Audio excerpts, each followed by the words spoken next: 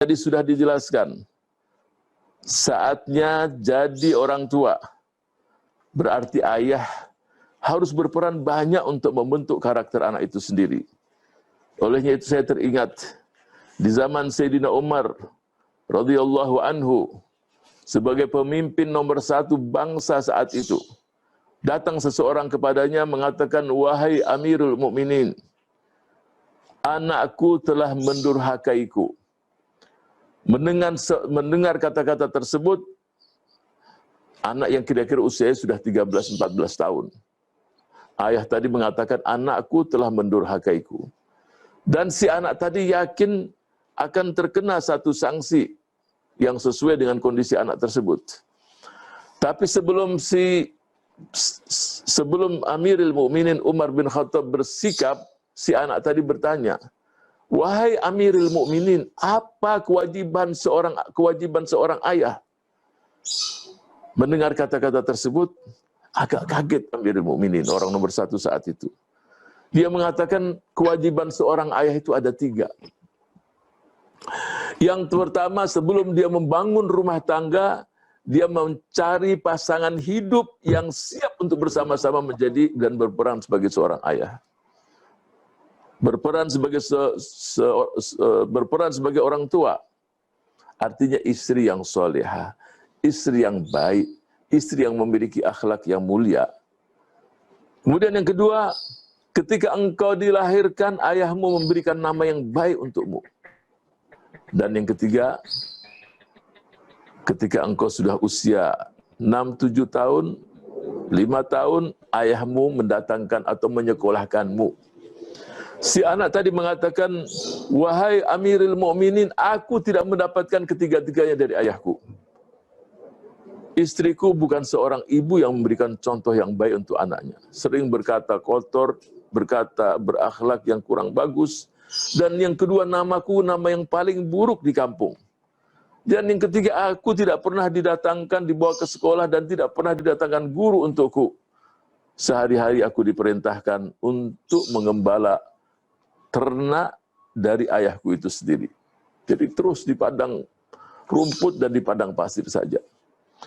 Kemudian si Amirul Mukminin mengatakan, wahai si fulan, dia sebutkan tadi namanya, engkau telah mendurhakai anakmu sebelum anakmu itu mendurhakai dirimu. Aku tidak ingin melihat wajahmu sampai engkau perbaiki karaktermu itu sendiri. Jadi tema ini saatnya jadi orang tua. Apa saatnya jadi orang tua? Artinya kalau punya anak, berikan nama yang bagus. Kalau tidak tahu, tanya sama yang mengerti. Kalau seorang ibu, berikan ASI, air susu ibu, berikan pada anak. Supaya hubungan batin antara ibu dan anak tadi kuat. Dan yang ketiga, mendidik anak dengan baik.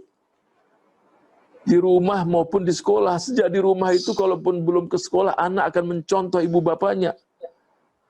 Kemudian mengajarkan Al-Quran sebagai rumah tangga, rumah-rumah yang beragama Islam. Didik anaknya dengan Al-Quran tadi. Ajarkan Al-Quran. Kemudian yang berikutnya, adil terhadap anak-anak. Supaya tidak ada perasaan satu dan yang lain itu dibedakan. Di samping memberikan nafkah yang halal, yang thayyib, memberikan sesuatu yang bersih untuk anak. Agar tumbuh kembang jadi anak yang soleh dan solehah. Kemudian yang berikutnya adalah, kalau sudah usia untuk dinikahkan, carikan jodoh yang baik untuk anak-anaknya.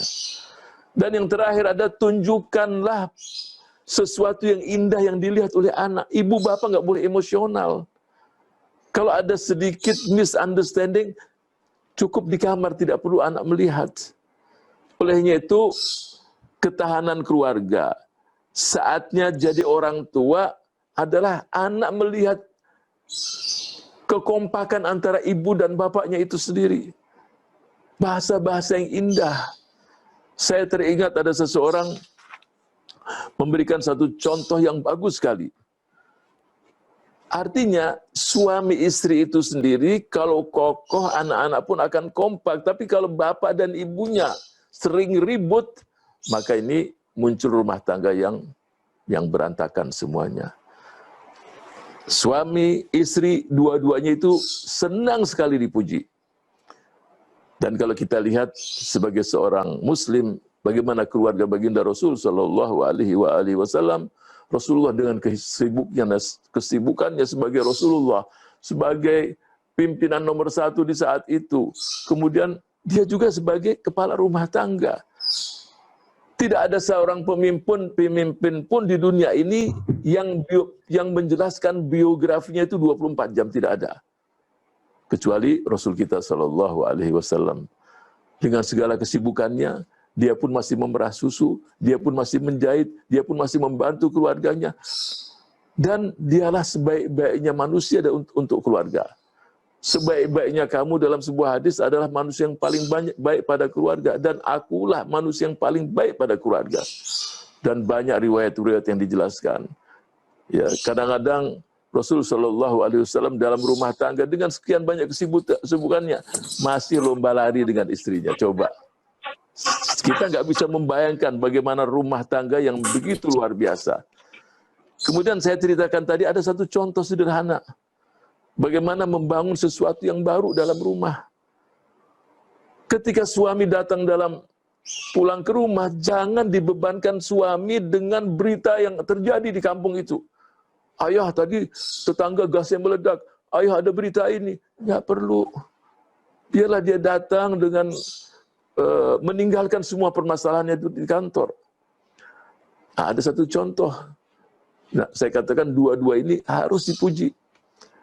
Harus diberikan pujian. Rasul Shallallahu Alaihi Wasallam kalau memanggil istrinya, Aisyah radhiyallahu anha, ya Humaira, wahai wanita yang bibirnya itu kemerah-merahan. Humaira, itu panggilan yang indah untuk seorang istri. Ya, mungkin bahasa kita sayang, ataulah bahasa apapun yang membuat istri itu tersanjung. Begitu pula suami. Nah, ketika suami datang, istri mematikan lampu semua di rumah. Umpamanya datang di malam hari. Kaget suami, kok mati lampunya semua? Istri mengatakan, wajahmu menerangi ruangan ini semua. Coba, wajahmu memberikan. Itu kan tersanjung. Walaupun wajah suaminya itu seperti gerhana, nggak apa-apa sudah, dia suka dipuji. Gerhana total umpamanya. Tapi pujian itu, jadi bukan hanya wanita sendiri yang suka pujian, suami pun suka pujian. Saling memberikan pujian itu membuat rumah tangga semakin kokoh. Dan anak-anak pun melihat bapak ibunya sedemikian rupa memberikan sanjungan pujian di sana, itu memperkuat tumbuh kembang anak-anak semakin sehat.